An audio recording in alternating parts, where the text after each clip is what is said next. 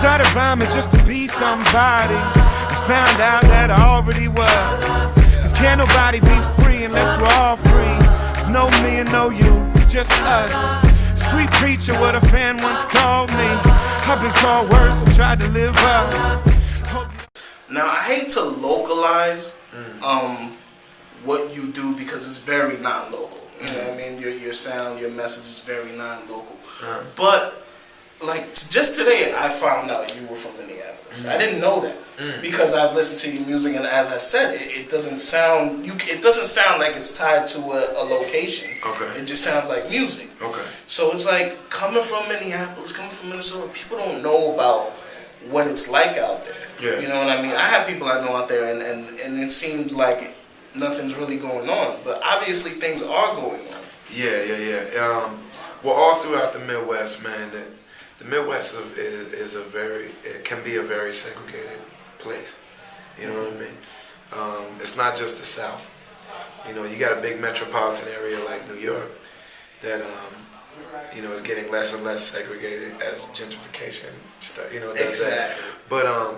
But even when it was more segregated, people still had to share the same public spaces. You know what I mean? The Central Park, the train, the streets. People were still sharing. People are still eating all at the same McDonald's, and there's still, you know what I'm saying? So there's at least some familiarity. There wasn't much of an option, but to have to share. True. Even if it was against people's will to do that. My wife is from New York, and so we compare this all the time.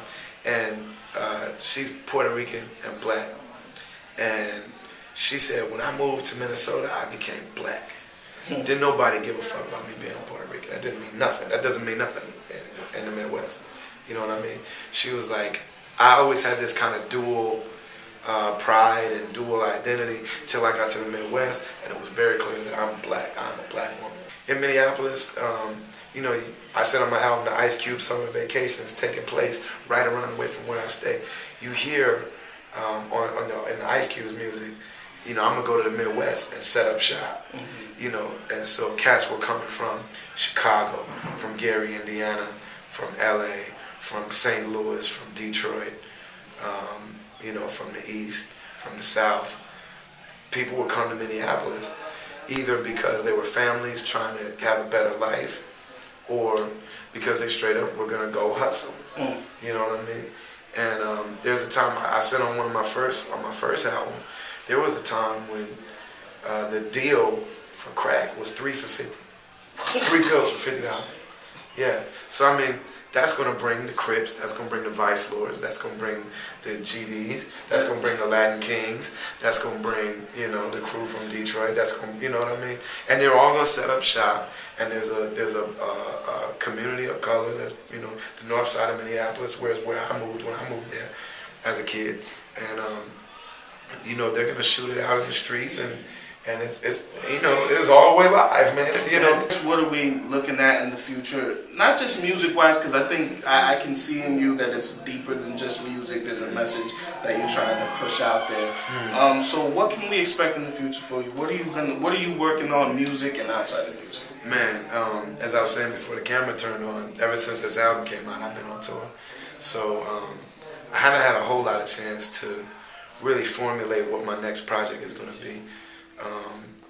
As a matter of fact, I'm thinking that I may try to work some new muscles and put myself in some new environments to try to make me tighten up other areas of my artistry. You know what I mean?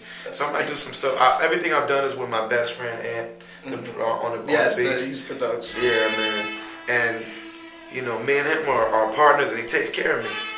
And so, I'm thinking I might do something, probably not a full album, but a project or something like that, away from him, just to get out of my comfort zone and try something new.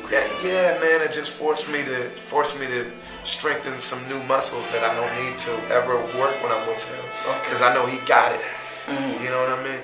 And I got a friend, Jake One, we know well. Yeah, makes great beats. He's a great dude. I feel so just good about him and his music, and we made some songs together. So I'm thinking that when I get home, I might really focus on that and try to make a little project out of that. We're excited, man. We're excited to hear.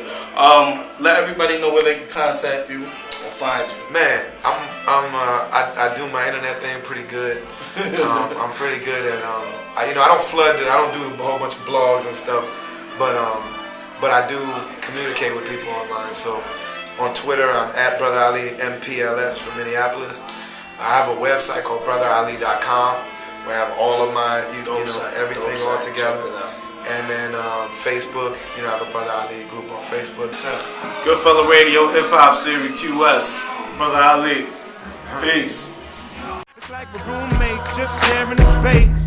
Can't separate and still carry the weight. Gotta heal, get away from the fear and the hate. Gotta